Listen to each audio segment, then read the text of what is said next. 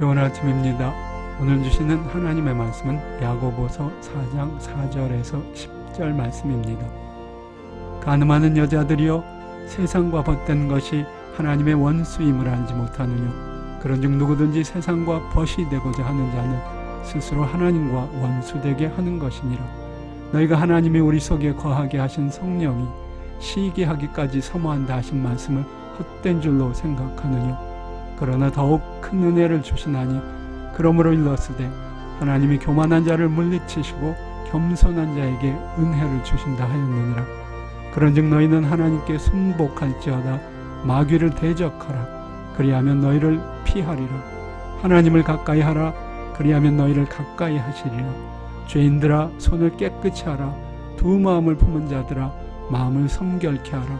슬퍼하며 애통하며 울지어다. 너희 웃음을 애통으로 너희 즐거움을 근심으로 바꿀지어다. 주 앞에서 낮추라. 그리하면 주께서 너희를 높이시리라. 오늘의 제목은 세상의 벗과 하나님의 벗입니다.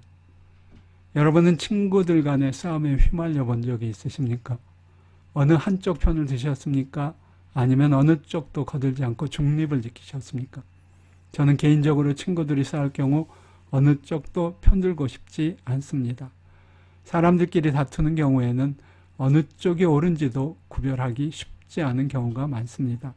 경우에 따라 양쪽 다 흠이 있는 경우도 있을 것입니다. 그러나 영적인 세계에 있어서는 그 경계가 아주 분명합니다. 검거나 희거나 둘 중에 하나이고 중간에 회색지대는 있을 수 없습니다. 누가 옳고 그른가에 대한 다툼이 있을 수가 없습니다. 하나님은 언제나 옳으시고 하나님의 적은 언제나 그릇됩니다. 그 둘 사이에 혼돈되거나 노심초사할 이유가 없습니다. 여러분이 하나님의 편이라면 지체 없이 하나님과 함께 싸워야 할 것입니다. 하나님과 함께하지 않는 모든 사람은 하나님의 적으로 간주됩니다. 너무 지나친 단순화일까요? 너무 배타적인 생각처럼 들리시나요? 그러나 사실이 그렇습니다. 영적인 세계에서는 적당히 이쪽 저쪽에 중간이 있을 수 없습니다. 긴가민가한 크리스찬이란 있을 수 없습니다. 하나님은 그렇게 차지도 덮지도 않은 태도를 가장 싫어하십니다. 오늘 말씀에서 야고보 사도는 그렇게 이중적인 태도를 가진 사람들을 향해 영적인 간음이라고 표현하고 있습니다. 하나님은 그런 이중적인 태도를 미워하십니다. 하나님과 하나님의 원수들 사이에서 영적 중립을 취하는 사람들은 바로 그 순간 하나님의 원수가 되고 맙니다. 야고보 사도는 그 점을 명확하게 보여줍니다. 그렇다면 우리는 어떻게 해야 하나님의 친구로 남아있을 수가 있을까요? 그 방법은 단순합니다. 하나님을 가까이 하십시오. 그러면 하나님이 여러분을 가까이 하실 것입니다. 하나님께 순복해야 합니다. 마귀는 대적해야 합니다. 마귀는 흉악해 보일 수 있습니다.